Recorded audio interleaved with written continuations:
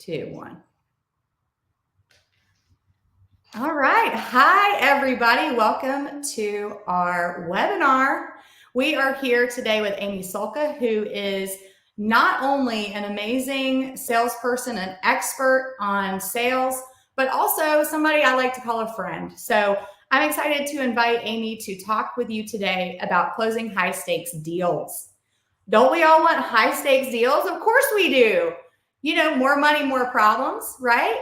But really what we're going to talk about today are the strategies to stop the problems.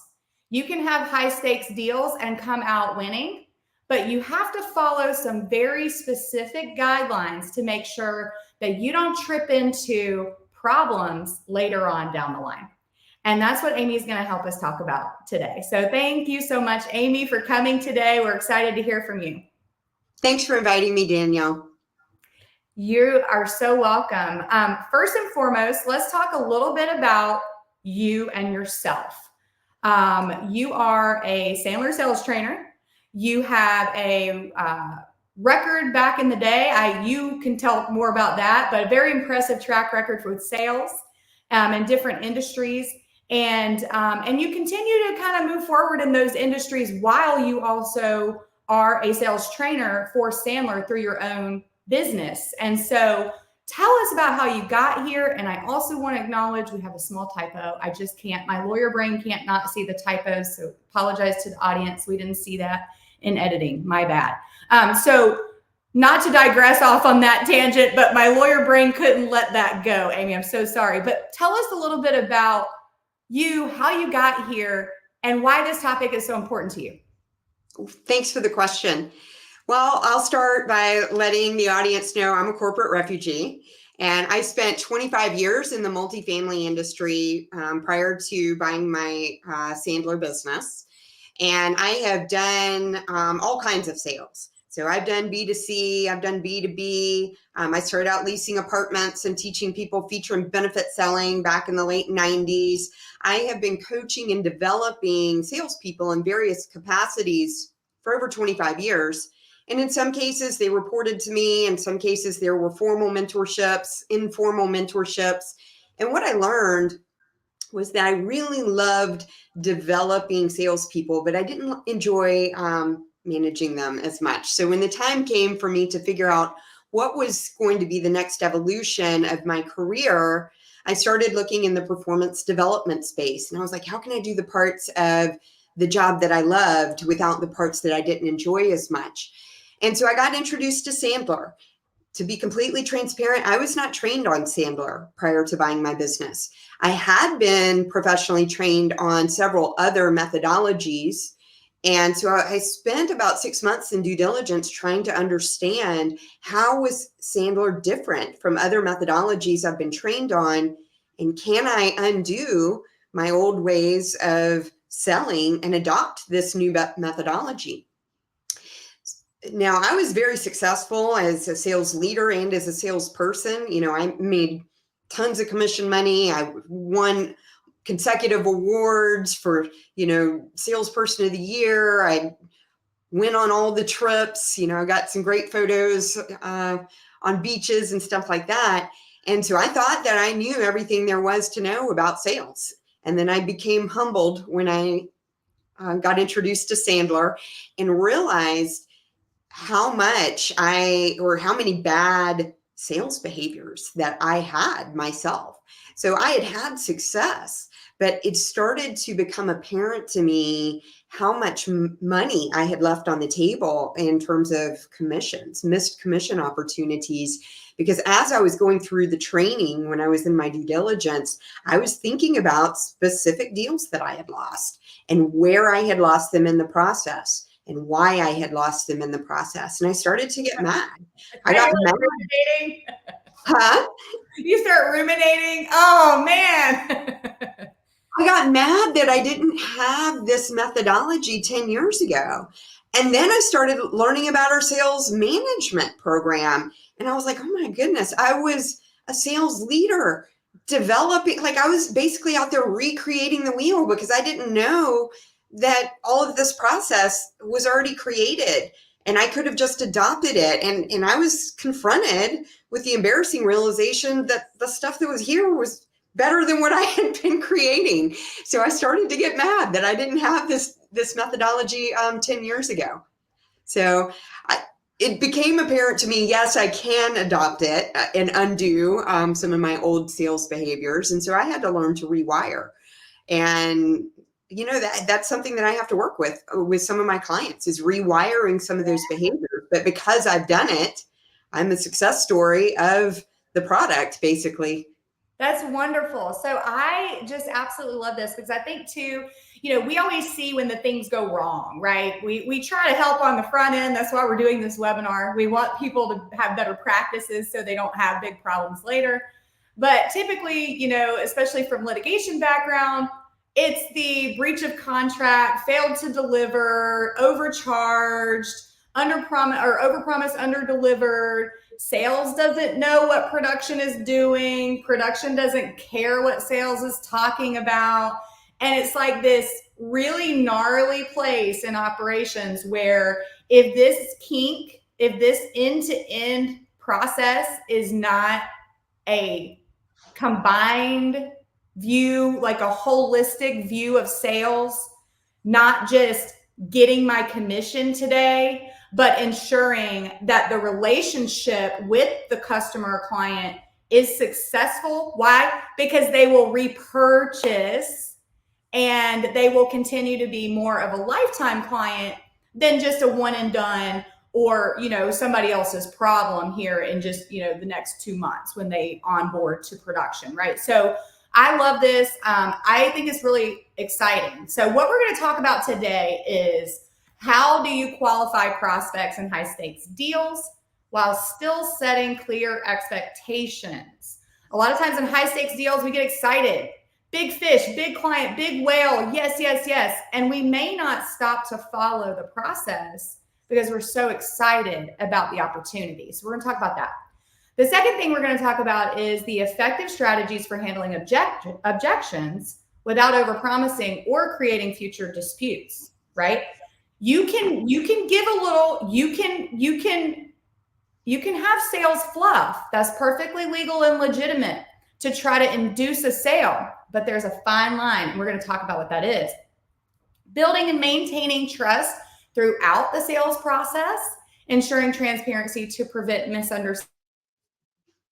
Yourself, help your people. If you're still in the front end of sales like I am in your business, you want to make sure that you've built the trust so that you can hand someone over to your production team who trusts that they are going to do the thing that you promised they were going to do. Very critical. And then finally, preventing common negotiation pitfalls.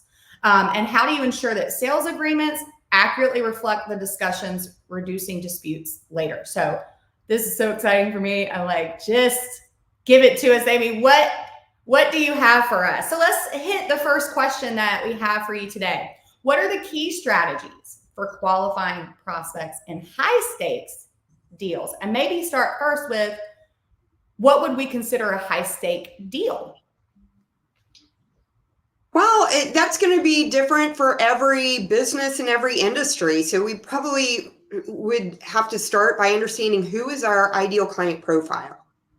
And that every company, every business owner, every salesperson has to answer that question for themselves. So that what's considered a high stakes deal is going to vary in response, depending on the company, the industry, the level. Because even within a company, sometimes businesses will have within their organization different people calling on different size accounts, small, medium, and large. So what considered high stakes for one person may be different for another person.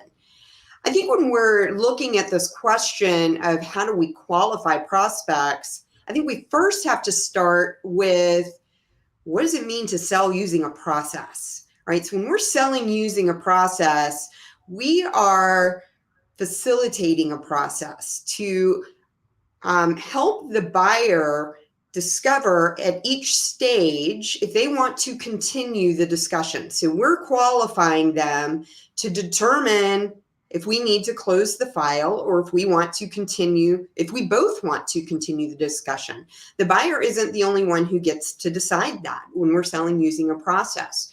So when we're discussing what does it mean to qualify a prospect, there's three main criteria that we use to evaluate if the prospect is more likely to make a buying decision. So they have to meet all three of these criteria to be considered qualified.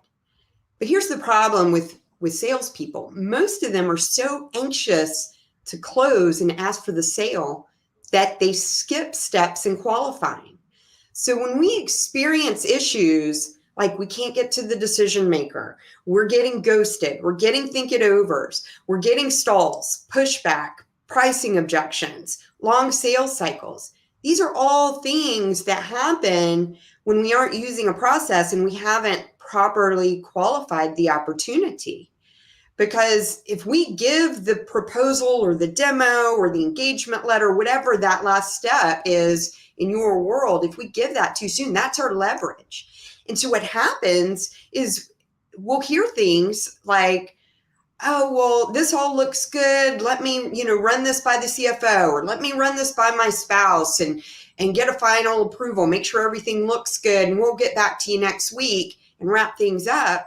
And then next week comes and we can't get in touch with them again. We never hear from them again. So what we thought sounded like clear and actionable next steps ended up in us getting ghosted. And so we follow up and we're saying things like, oh, well, let's just bring the CFO back in to go over that proposal together. And then we're in this high stakes game of chase. And it's because we skip steps in the qualifying process.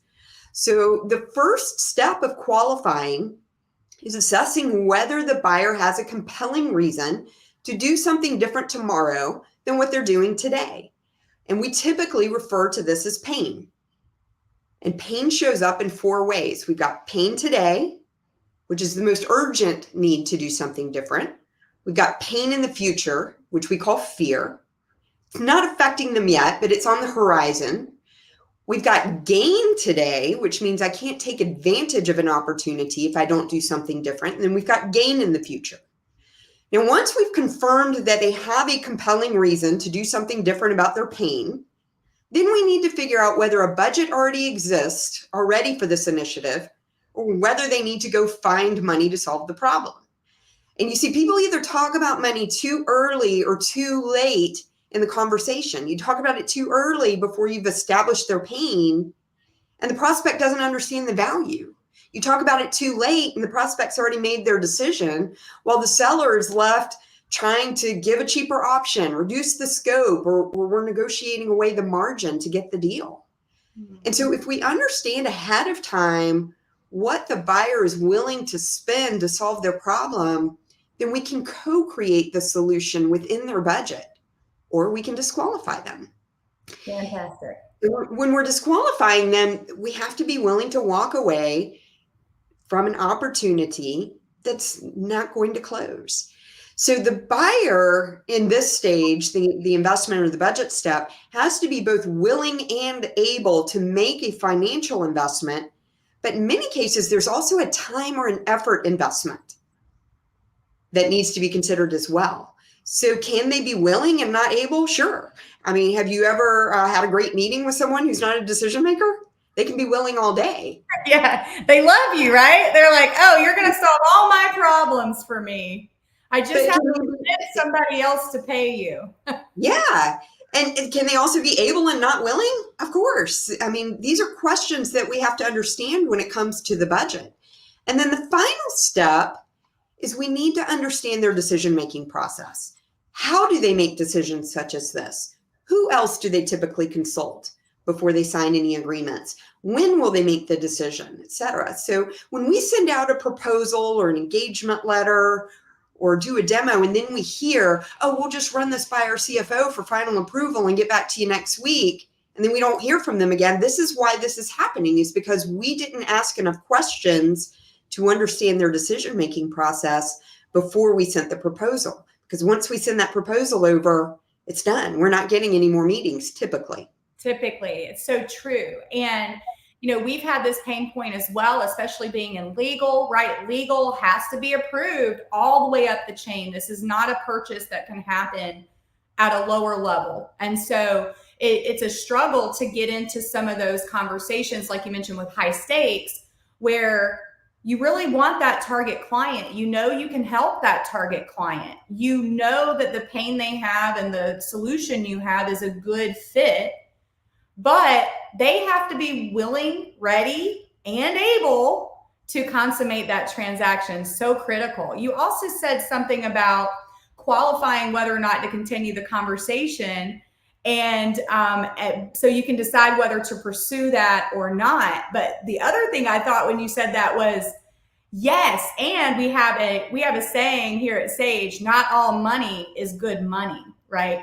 Because when people are giving you their money, whether they're individuals or company funds, regardless, they feel that all the power lies with them because they're the ones handing over the dollar. And the reality is that many salespeople and many producers and many owner operators in particular will allow them to have that power because of that dollar. And so they will chase, they will reduce their rates, they will modify how they do things. And then ultimately, because their back-end processes were never designed to deliver what they actually sold, that becomes the biggest PITA in, on the client list, right? And then it's like, but I struggled to get this client and this was supposed to be so great. I've gone through this before myself. So I know this, and that's why we work with you, but we're trying to get better at this too, everybody. So we don't have this figured out either. Amy, thanks for that. So how can sales professionals handle those objections more effectively without overpromising? So we qualified them now. We know that they're ready, willing, and able to consummate the sale, but they still have some questions, totally reasonable. I struggle here personally. Tell us more about objections and effective handling, because there's all kinds of ways to respond to an objection. I love this question. So this was something that was a little bit transformational in my mindset when I came to Sandler, because probably like many people that are watching this, back in the late 90s when I was learning feature benefit selling, I was, given this list of objections with responses on how to overcome them. And what I learned when I came to Sandler, and it makes a lot of sense if you think about it, the only person who can handle objections is the prospect, not the seller. It's not your role as the seller to overcome the objection. And this is why people think salespeople are pushy. It's because they're doing this wrong. So if we're busy trying to overcome objections, we're convincing, right? So we're coming across as pushy and ineffective. So we have to be able to use our questioning techniques to understand where the objection is coming from. So first of all, is it a real objection or is it a smokescreen? And that depends on when in the process we hear the objection. All right, so let's take price, for example. So let's say you're on a cold call and the prospect tells you this all sounds great, but they don't have a budget for it. Well, that's a very different conversation than if you get a price objection after you've sent a proposal, isn't it? So we need to understand where the objection is coming from. And the way that we teach people to do this is pick out the vague word and get clarification. All right. So in this example, when you say it sounds expensive, do you mind or do you mind sharing what you're comparing it to? We don't know if it's expensive compared to the number that they had in their head, or maybe a budget that they've set, or maybe another bid that they've gotten, or perhaps there's an incumbent provider that they're already paying. But most salespeople are going to jump in to overcome this objection, and they're going to be like, well, yes, I know we sound expensive, but with us, you're getting this, this, and this. And we don't even understand where it's coming from. So once we understand, then we can use our questioning techniques to uncover whether this is a deal breaker, whether we need to disqualify this opportunity, or whether there's a workaround that makes sense, or maybe whether we need to reframe their concern to help the customer see the problem through a different lens. So regarding price objections, here's a piece of free consulting. Price is rarely the real objection. So when someone has enough pain, if they're committed to solving that pain, they will find the money. All right. So it could be that we didn't do enough discovery in the pain step to really understand the impact of what it meant to solve that problem. So if we're hearing a price objection, they either don't have enough pain that it's worth doing something about, or it's not a priority, or they don't have the belief that our solution is the best value to solve their problem. So we need to be asking the right questions to understand which one of those it is. That's fantastic. I think when you said that price is rarely the real objection. And I've heard this before, like you said, I mean, we've all had some sales training, right? Like I've had some sales training. And some of what I've been trained on is similar to some of the aspects of Sandler as well. I mean, a lot of it's psychology, right? So there's different ways that people will do this and respond to these objections. What's really interesting to me too is what you said about what are they comparing it to? Mm-hmm. Particularly depending on who that buyer is, that can look very different too. They may not even be comparing apples to apples. They might be comparing apples to oranges. For example, for legal services, we have high ticket price, right? People know lawyers are expensive. So they already come in and they're like, this is going to be so expensive, right? And it's like, yeah, you're going to have to hand over thousands of dollars. Of course, it's going to be expensive. But if you're comparing that to your, car payment every month, right? Like that's not the right comparison, Mm-hmm. and it's really, like you said, like understanding what does that mean to them. Now, let me go a little further, because I think with the overpromising, okay, you're going to get all this, and this, right? That's kind of their standard thing. But then I'm the buyer and I'm like, yeah, but that's awesome and all. What next, right? And this is where we see the overpromising. Can you give us a couple of examples of what overpromising can look like? Well, I mean, back to your point earlier about we work so hard to get a deal and we negotiate the farm away, and then the operations team who has to deliver it is sitting there like, what happened? Like, this isn't even within the scope of what we do, right? So I think we have to be very clear in understanding who is our ideal client profile, what are the services we provide. If something is outside the scope of those services, then, or products for some people, then like, what are the stopgaps? Like, where do we have to know, like, when is too much? Where do we say no? That's really good. We see this a lot. Like I see it with different it's usually service providers, especially if they, I have an example just from our industry. It's always easier to kind of start where you are. But there are HR professionals and HR companies that provide HR services. Awesome. I do not want to do your HR ever. However, there's a line where HR ends and legal begins. This happens with sales, of course. It can happen sometimes with the legal context. It can kind of happen in various places. But it's interesting because I've seen situations where a service provider, we've serviced HR companies, right? Like we help them with their business. And I've seen situations where it's like, whoa. We cannot do that. You cannot do that. You need to be willing to say, for that issue, you will need to engage an attorney. We can't help you with that specific issue. However, if you follow our process and you do what we tell you, more likely than not, you won't have that problem, right? Like you can always demonstrate why your solution might prevent that other problem without actually taking on the problem itself. That's an example I think of overpromising something. I'll give you another example, like from my past experience as well. So I used to sell amenity services in the multifamily industry to apartment communities. And I had clients that had, they owned apartment buildings all over the country. And there were specific markets that we operated in. And every once in a while, somebody would be in a secondary or tertiary market where we didn't service.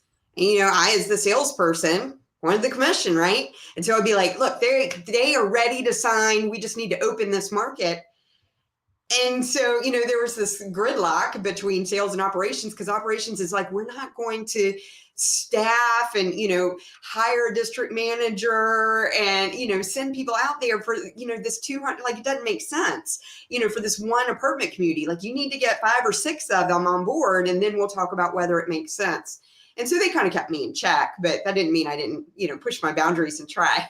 Yeah, absolutely. That's a really great example too, because for businesses, I mean, whether you're an owner, whether you're a salesperson, you all want the same thing. If you're an owner or a salesperson, you have the same motive, and that is to grow top line revenue, right? And so where the rub comes in between the sales group and ownership, right, or finance, depending on how large your company might be, is great. You're going to make this awesome commission. Good for you.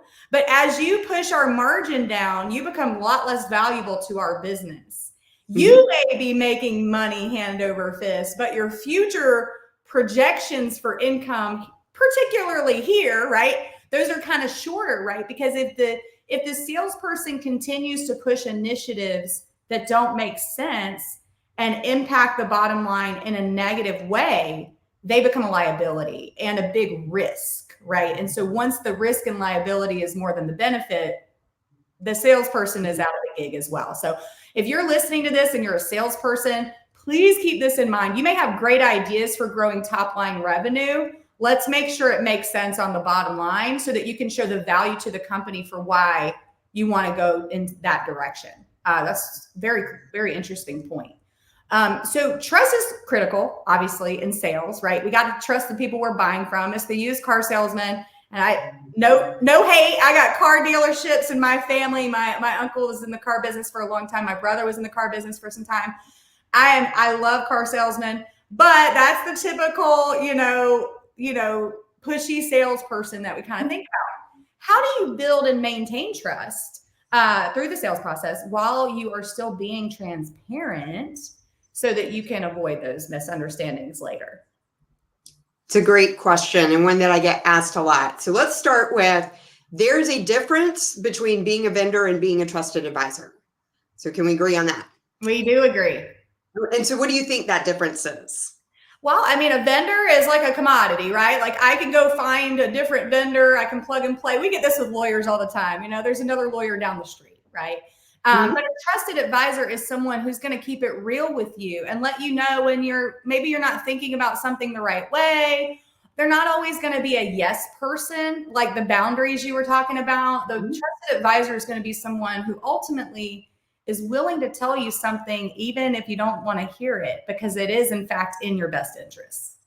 Exactly. And then let's also think about, where do vendors play in the org chart and where do trusted advisors play? So typically vendors, they're somewhere probably in middle management, lower management. Trusted advisors are at the top, right? They're in the C-suite.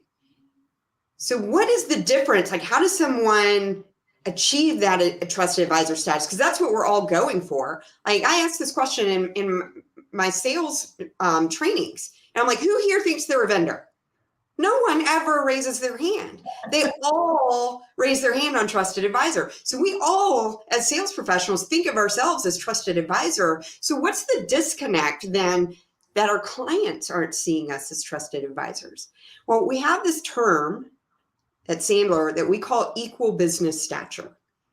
It doesn't mean that we're equal in our title to the person that we're talking to, but it means that we start with a mindset that we are of equal importance in the conversation to get the information that we need from the prospect to be able to help them evaluate if our solution will help solve their problem. But as sellers, we do stuff all the time that diminishes that equal business stature and puts us into the category of vendor. So that's why. So like, oh, this is painful. Okay. we have to start with the mindset that we deserve to be at the table. We deserve to be in the conversation. And so when we start with this fear of asking for the decision making or the decision maker, and we don't have a process to follow to say, this is going to be the next step in the process. We need to bring in so-and-so for the meeting. That's all mindset junk. We call that head trash. Right. And so this is why some people can't get to decision makers. It's because they aren't in control of their sales process and they aren't acting like a decision maker. So we say stuff that diminishes our equal business stature. Like, hey, I'm just following up. I'm just circling back. So if you've got just in your vocabulary, take it out. It conveys a lack of confidence. All right. And here's another thing that people are guilty of. Thank you for your time. So there's these little nuances in our language that suggest that our time is not as valuable as our prospect's time. So instead, we want to say, I'm glad we were both able to find time to meet today. Now, the next thing, when we're talking about trust, there's a difference between being liked and being trusted. And it's a common myth that buyers have to like you to be willing to buy from you. Now, I'm not saying it doesn't help, but it's not relevant. They do have to trust you, though. And here's the difference between trust versus like. People who have a high need for approval spend a lot of time developing relationships and making friends with their prospects. And they have a hard time asking difficult questions, and they have a hard time saying no and disqualifying opportunities that were never meant to be. People pleasing.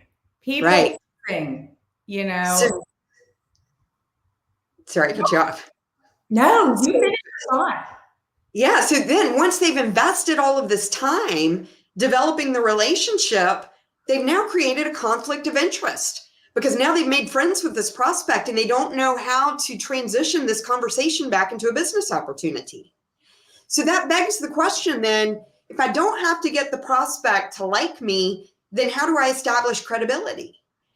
Well, the best way that you can do that, and this response is going to make some people uncomfortable. The best way that you can do that is to empower the prospect to tell you no. So our job as sellers is not to manipulate the outcomes. That's what people don't understand. Our job as sellers is to facilitate the process to objectively qualify or disqualify every opportunity and to get a yes or a no response at each stage of the process.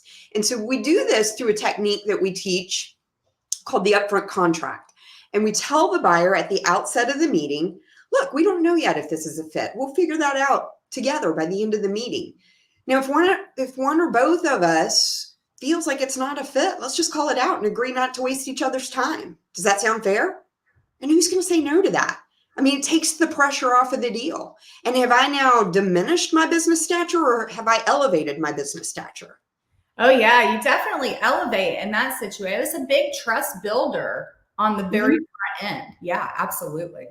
And people are afraid of the no, but if the answer is going to be no, when do you want to know that? I agree. If the answer is going to be no, we want to know that up front before we spend all of this time in additional meetings, creating proposals or engagement letters, chasing buyers. So if the answer is going to be no, let's go ahead and just get comfortable empowering the no so that we can eliminate the think it over games. We can get rid of ghosting, stalls, long sales cycles, and all of this stuff that ultimately leads to bloated pipelines. And then my final response to this question is we establish credibility through the questions that we ask and the information that we get, not through the responses that we give. So when we ask questions that make our prospects think about their business or their situation in a different way, that's when we show our value. Absolutely. I really love this. I think a lot of people, like you said, might be uncomfortable with that idea. I don't want to tell them they can walk away right in the beginning. And I struggle in the beginning. So with your help, right, we're kind of tweaking a little bit of how we do this. Now, this typically happens in our business once they've engaged because legal services are unpredictable in some ways and things can change that will change the original strategy or goal. And it'll happen where the client will feel like, oh, well, this is not what we agreed to. This is not what we talked about, right? And so what we do is we say, listen, this is, in our professional opinion, the standard. These are the rules that we have to follow, but we're not always the best fit. And if you don't think that we're on the right track here, we need to help you transition to a new attorney firm that can work with you in the way that you expect to be worked with. A lot of times when we do that, it is the mirror to the client's face, and it's like, okay, is this really a disagreement, or am I just in my emotions about an external factor, right? Or, did we not really get the right fit on the front end? And most of the time they never go, right? Like they stay and they're like, no, like that's not it. It's just stressful, blah, blah, blah, right? But it's interesting because we've had a couple of situations where we get to that place and that we can't rehabilitate the relationship, because the truth is we should have told them from the beginning, we may not be the best fit for you. And one of the things that you've talked about is the flattery. It's like the flattery of, you're so awesome. You're so great. You're the best lawyer. You're the best, this, that, or the other. CPA, doesn't matter. And then the ego jumps in and the ego's like, absolutely, I'm totally the best, right? And then, and the response is then, oh, now they've hooked you, right? I've heard a saying before, you're either selling or you're being sold to, right? And so they've now sold you on this idea that they think you are the bee's knees. And then once they sell you on the idea that you're the bee's knees, what do? You overpromise. You are now stuck back into the thing that you were trying not to do the whole time. And I know I've done that a million times. So I really love how Sandler kind of switches that and says, you know what, let's not waste time here, right? And especially you don't want to engage and then you have to terminate a relationship with a client. That's the worst. Both parties lose in that situation, right? And so love that on the front end. Let's get it right from day one. So good. In your experience, what are the common pitfalls that salespeople encounter during negotiations? We talked a little bit about that so far, but maybe specifically negotiations of the proposal itself, right? Mm-hmm. You've gotten to that stage. How can they prevent the actual proposal negotiations from going south? Well, let me comment on what you were just saying, because I think that ties into this next question, which is when we as sellers become emotionally attached to the outcome, we lose our ability to objectively qualify and disqualify the deal. So the rule is, when you're selling using a process and you've got the metrics laid out for what it means to have a qualified prospect, which, remember, we talked about pain budget and understanding the decision-making process, and we don't move forward and send a proposal or an engagement letter or do any demos until we understand those three things. The rule is, don't get emotionally involved. We want the prospect to become emotionally involved, because we know prospects make decisions emotionally and then they justify them rationally or logically. But we have to learn to disconnect from the outcomes and leave our emotions at the door. So we teach people to qualify hard and close easy. If you're doing it right, then we're going to co-build the solution together within the budget that the prospect is comfortable with. And if they don't have a budget, or they're not willing to invest the requisite time, effort, or resources, we may have to disqualify the opportunity. But it's not going to be that smooth every time. So to answer your question, objection prevention is probably the number one thing that we can do through proper qualifying and through pain discovery. So we want to be asking questions throughout the sales cycle, and specifically when we are in the pain discovery portion of our process. So what happens if you don't find a solution to this problem? How much longer can you keep going like you are without addressing it?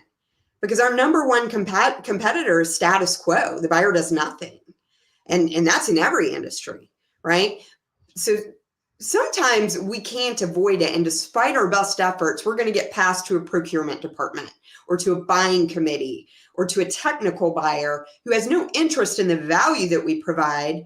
And those cases become a little bit trickier because those technical buyers, they're just evaluating numbers or terms and conditions. And so if we're in a proposal, lawyers and accountants, right? Finance and legal. Yeah. well, so we have to emotionally detach from the outcome, and then we have to decide upfront what our concession levers are going to be. And what do we want in exchange for each of those levers? So if we go back to our price example from earlier, because that's an objection that everybody deals with in every industry, we don't have to just lay down and cave on a pricing negotiation. So we can say, okay, I'll work with you on the price. So here's some options that will vary the price. We can sign a longer agreement. You can give us more volume to get a pricing discount. Or maybe we want to look at things like adjusting payment terms. Maybe they pay up front in cash. Maybe we adjust the work scope or the service levels, or maybe we can ask them to leave us Google reviews or testimonial videos or make introductions. So what are the things of value that you could get back if you work with them on the price? So we have to understand it's the buyer's job to get the best deal and the best terms. We have to expect that, right? And they're going to push until we tell them they're done. Like this is it. So we have to know when are we willing to walk away, right? So how can we prevent pitfalls? Know your floor. Be willing to walk away and disqualify the opportunity if they're not willing to meet your terms. And if you're not willing to disqualify a bad opportunity and walk away, then that's how you know you've become emotionally attached to the outcome, because the one who cares the most loses. Oh, hurts so bad, right? Oh my gosh, right? But we're here to sell, Amy. Like, of course we care. Of course we care, Amy. We want to make money. We want to help this person. It's so, I feel that, a lot of times, and this is especially, our audience is primarily entrepreneurs, right? And many of these entrepreneurs are at a level of growth where they are still either primary salesperson, managing a few folks, right? Or like still heavily involved in the front end marketing and being kind of the face and all of that. And it personalizes it a lot. So it's really helpful to think about, where's this coming from? Am I making this about me? Or is this truly about the business, and separating yourself from what the business needs, which is a well-qualified, ready, willing, and able buyer agreeing to the terms on which we can deliver, right? Like that's what the business needs. The ego needs a yes, right? So very interesting. How can companies ensure the final sales agreement accurately reflects the terms discussed and reduce scope creep or disputes later? So a best practice is, obviously, let's clearly summarize what each party has understood at each step of the process before we move to the next step, and validate that everybody's on the same page. All right. Because, again, salespeople are so eager to send the proposal, get the contract done, that we're missing steps. So once we get to the agreement, here's the other thing. Don't send any proposals over email. So what we want to do, because once we've sent it, remember that proposal, that engagement letter, the demo, that is our only leverage. Because once the buyer has what they want, which is our pricing, our IP, our intellectual property, if we're dealing with issues where our proposal's getting shopped, we can't get to the decision maker, things like that, it's because they've already got what they want. All right, so the best practice here's another little piece of free consulting. Create a draft review of the proposal before you send it, and either go over it in person as a draft, or do a screen share with the prospect. And again, confirm and validate that we're on the same page, that we've understood everything, because you're not getting feedback on it once you hit send in a lot of cases. So if you need feedback, do it before you hit send. All right. Now, we need to clearly document all of our key terms. I'm talking to an attorney here. I'm not telling you anything you don't know. Be specific about deliverables, timelines, and responsibilities. Define any vague words and avoid ambiguity. So when we put words in a contract that are like, we'll make reasonable efforts, to cure or approximately, on a deadline or timeline. This is what leads to these disputes later on. We also want to include a section that clearly outlines the process for managing scope changes, because scope creep, it's real. This should detail how these changes are requested, reviewed, and approved, along with how they're going to impact cost and timelines. And we want to include a formal change order process to prevent informal requests from creeping up without proper review or compensation, because it's a big problem in a lot of industries. And then address potential risks or disputes in advance. All right, so we want to include clauses in the agreement that address how potential issues will be handled, such as delays, failures to meet expectations, and then the deliverables on timelines or external factors that could impact delivery. So for that matter, let's also agree in writing on how these expectations are going to be measured, right? What does it mean when you say expectations weren't met? Like, what are going to be the rules around expectation? We can't leave that loosey-goosey. So as part of the decision-making process, we also want to understand, it's a good best practice, rather, to ask what other stakeholders are typically involved when you make decisions that require signing agreements. So the buyer may say, well, I'm the final decision maker. I approve everything.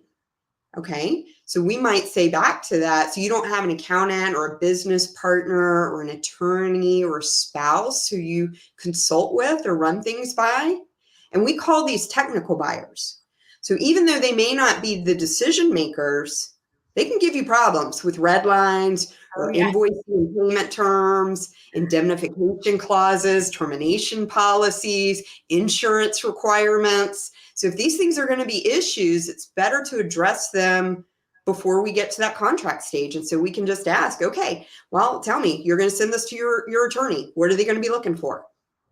They're going to be looking at, they want to know, what's it going to cost me to get out of this agreement if we can't, come to terms? They're going to be looking for the same things we just discussed. Okay, so do we need to have a discussion? Here's what our termination policy looks like.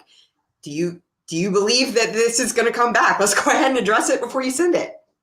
Absolutely. I love that so much. And what's really interesting too is that a lot of times, and I know even for us, especially in our industry, it's like, but every case is unique and how can you possibly know, and all of this sort of stuff. And, I bought into that lie. It is a big lie. But the real reason that people do that is because they don't spend enough time on the front end to fully scope. And so that's one of the things we've changed in our process too. It's like, look, you might engage us with an initial deposit toward a future agreement about what we're going to do. But we're not going to agree until you decide that you're going to at least move forward with us, so that when we're scoping for you, and we're spending all that time with you to figure out exactly where we are and what we can do to help, you're already bought in. And if ultimately we don't have a solution for you, that's okay. It's this amount of money for this period of time that we've spent together. And here's what you have. You have this risk assessment, you have these things, and that's valuable whether you continue with us or not, right? So I really love it. This has been so good, Amy. I know there's more. We've got this QR code. You will get the materials if you scan and fill out the form to receive the materials. We will send you some marketing, some information about Amy, so you can connect with her as well. You can always unsubscribe from those emails if you don't want to get them. We just want to make sure that you receive this information and that we have a list of who's actually obtained it, because we're a law firm and we need to know who you are. So please fill out the form if you care to receive these materials. Reach out to Amy if you need sales training. I promise you will not be disappointed. There's so much more where this came from. It's the tip of the iceberg. But this is so helpful. So many great tips. You're awesome. You really know your stuff, Amy. Thank you. Any final words you want to say before you go from us today? No, I think we covered a lot of ground here today. This has been excellent, and I appreciate you inviting me to come in. Our pleasure. Thank you so much, Amy. Bye.